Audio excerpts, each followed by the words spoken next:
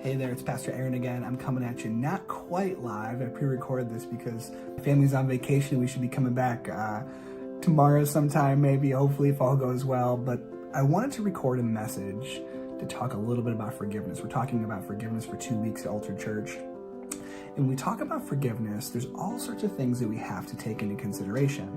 And I think sometimes when we think about forgiveness, we think about restoration, which is good, and reconciliation, which is good. But I think it's also important to understand that when we forgive, sometimes the relationship isn't restored to what it used to be, and that's okay. Here's what I mean. You may think, number one, I can't forgive this person because I don't think I could ever trust them or be friends with them again.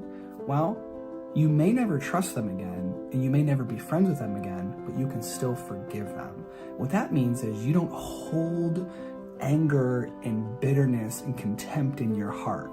You've taken the offense and you've let it go. You don't count it against them anymore. Now, that doesn't mean you have to be best buddies anymore. It doesn't mean you have to be close or go to dinner every Friday night like you used to. It doesn't mean any of those things. It just means that you're no longer holding this offense against them in a way that causes you to be angry and bitter and frustrated with them.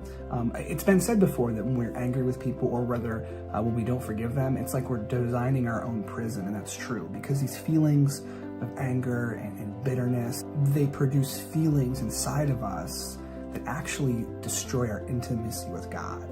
And so what we want to do when we're upset with someone or we feel like they've offended us is we want to forgive them in the sense that we're no longer angry at them, we're no longer holding it against them. We've decided that we will push forward in love. We still love them and want the best for them.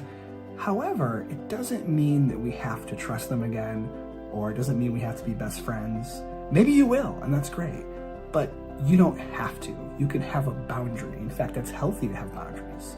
So I encourage you, as you think about the people in your life who you want to forgive, or God's putting on your heart, you don't have to be best friends again. The relationship can change. You can have boundaries.